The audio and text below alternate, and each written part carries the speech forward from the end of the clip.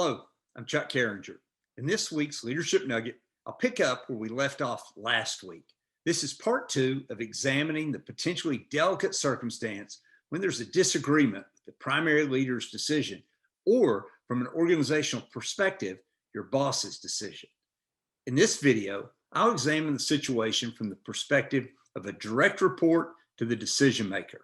Last week, we looked at this situation from the perspective of the primary leader or boss. Obviously, each of these situations is unique and will be greatly dependent upon the people and circumstances involved.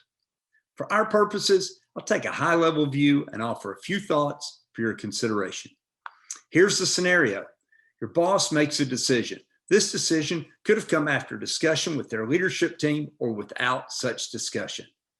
After the decision is announced to their leadership team, one of their direct reports disagrees with the decision, but doesn't voice that disagreement in front of the other members of the leadership team.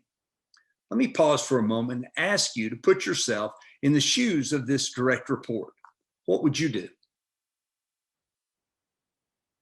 I'd like to offer a few suggestions for your consideration.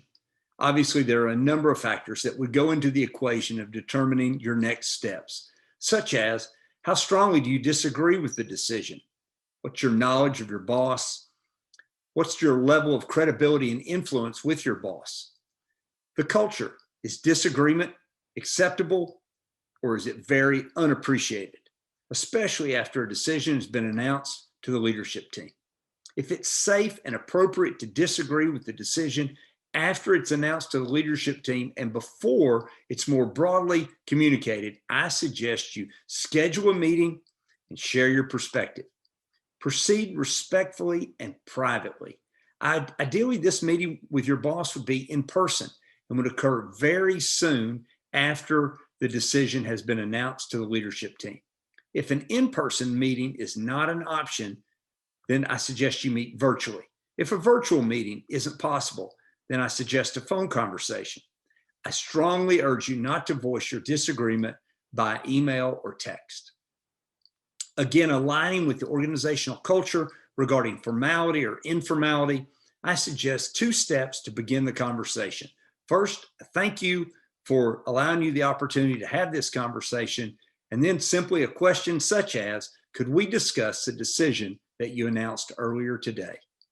If yes is the answer, again, with all the context that I've previously mentioned, I suggest you present a very rationally focused perspective as to why another course of action is preferable.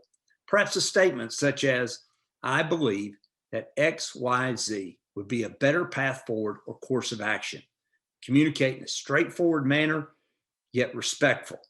Start with your bottom line right up front and then build your case around it. If you persuade the leader to change their perspective, don't share that with others. Allow the leader to share the change. If the leader sticks with their original decision, unless it's unlawful or unethical, commit to effectively executing the decision, not mentioning your disagreement. If your team knows it's likely you would have disagreed with that decision and they ask you about it, you can acknowledge that you had the opportunity to have a conversation regarding the decision, and now we're all moving forward in executing the decision. Next week, we'll examine leading effective meetings. If you'd like to watch any of our past leadership nuggets, they're all available on our website, chuckcarringer.com. As always, thanks for watching and hope you have a great day.